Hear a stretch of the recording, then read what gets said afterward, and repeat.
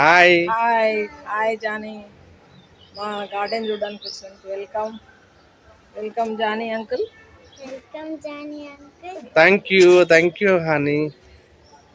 Johnny అంకుల్కి subscribe చేయండి, Johnny uncle కి సబ్స్క్రైబ్ చేయండి, లైక్ చేయండి, షేర్ చేయండి. షేర్ చేయండి.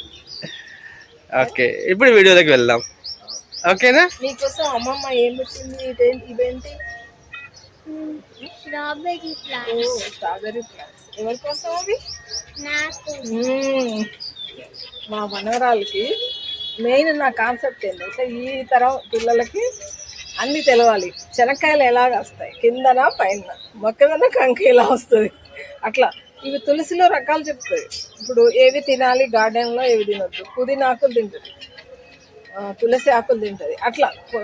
అవి పిల్లలకి చిన్న చిన్నగా ఇప్పుడు ఈ గార్డెన్లో సగం వరకు ప్లాంట్స్ తెలుసుతారు. అదే ఈ జనరేషన్ వాళ్ళకి అసలు ఏంటి ఏందనేది తెలియాలి.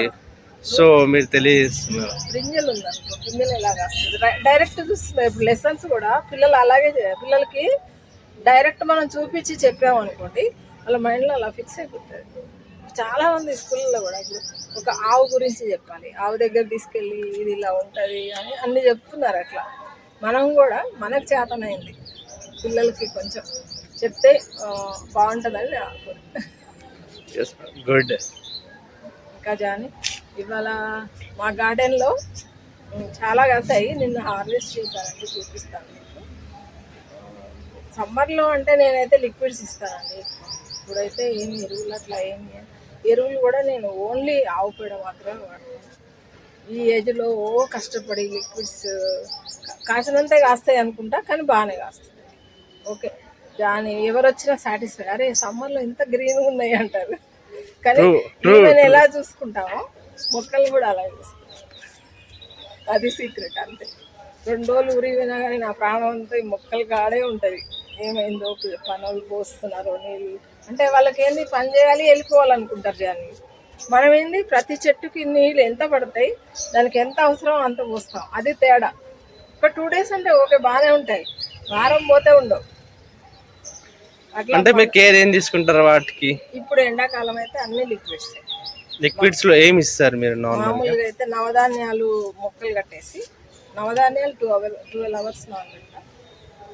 మొత్తం 9 ధాన్యాలు. కొంచెం ఎలాబరేట్ చేయండి. అది నవధాన్యాలని ఇప్పుడు అన్ని 9 రకాల ధాన్యాలు తీసుకొని వాటిని నానబెట్టేస్తాను 12 hours. తర్వాత ఒక లుంగిలో కట్టేస్తాను, మొలకలు వస్తాయి. వాటిని మిక్సీ కొట్టేసి 200 లీటర్ డ్రమ్ ఉంటుంది, దాని నిండా దాంట్లో పోసి నిండా నీళ్ళు పెట్టేస్తాను. ఇంకా 1 day ఉంచుతాను, నెక్స్ట్ డే అన్నిటికీ పోసేస్తాను. అది అన్ని ఆలు ఉంటాయి కదా, దాంట్లో మెగ్నీషియం ఉంటుంది, కాల్షియం ఉంటుంది, చెట్టుకి కావాల్సిన అన్ని ఆ మొలకల ద్రావణంలో దొరుకుతుంది. ఇప్పుడు మనం ఎలా మొలకలు తింటున్నాం, అవును అవి కూడా అంతే, అంత హెల్దీగా ఉంటాయి. ఇది కొత్త కాన్సెప్ట్, ఎప్పుడు వినలేదు నేను. వినలేదా? ఎప్పుడు వినలేదు.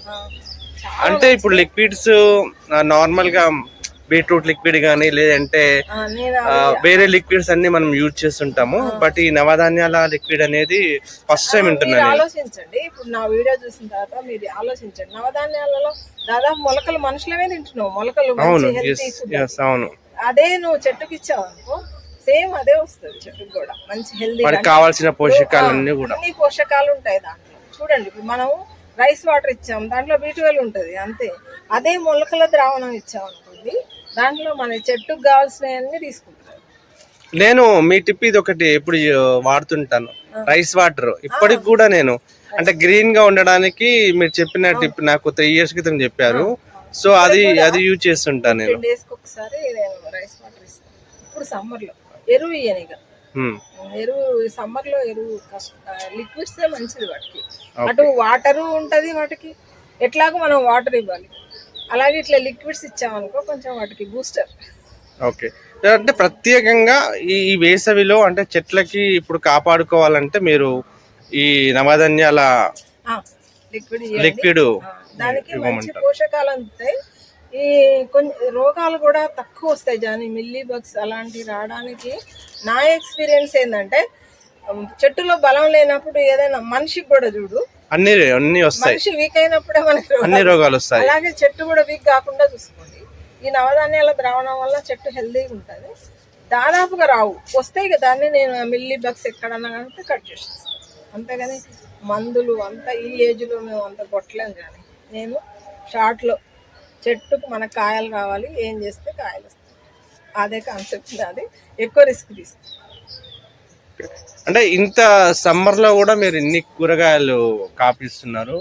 సో అంటే దానికి ఏమేమి సీక్రెట్ అండ్ ఏమేమి అంటే కూరగాయలు మీ దగ్గర ఉన్నాయి ఒకసారి చెప్పండి. సీక్రెట్ ఇప్పుడు అన్నీ నీకు హార్వెస్ట్ చేశాను, చూపిస్తాను మీకు అటు. సొరకాయలు, బీరకాయలు, వంకాయలు, పాలకూర, అది బూడిద గుమ్మడికాయ కూడా నా టెర్రస్ గార్డెన్ మీద ఇది చిన్న బూడి, అంటే నేను కూర కోసం వండాను, తీసుకున్నాను. ఓకే, దీన్ని పెసరపప్పు వేసి వండుతారు అనమాట. చిన్న కాయలు ఏంటది? బూడిద గుమ్మడికాయ. బూడిద గుమ్మడికాయనా? ఓకే. ఈ రెండు ఇంత సైజ్ ఎందుకు తీసుకున్నానంటే ఇవి కూరకు వాడచ్చు. Okay okay. కుదిరితే మనం జ్యూస్ లోకి వాడతాం. జ్యూస్ వాడతాను, అవును. నేనంటే విన్నా ఎక్కువ జ్యూస్ తాగుతారని చెప్పేసి. Okay okay okay. వెనకట వాళ్ళు అమ్మమ్మ వాళ్ళు అట్లా నేను చేయొచ్చు అని తీసుకున్నాను. బీరకాయలు, ఇంకా బీరకాయలు ఉన్నాయి, హార్వెస్ట్ చేయాల. అవును. సొరకాయ, గోబీ, దొండకాయలు, ఇంకా దొండకాయలు కూడా కట్ చేయాలి. దొండకాయలు చాలా ఉన్నాయి. ఇది నిన్న హార్వెస్ట్ చేస్తారా? ఓకే. పాలకూర యాక్చువల్గా నువ్వు వస్తావు అనుకో.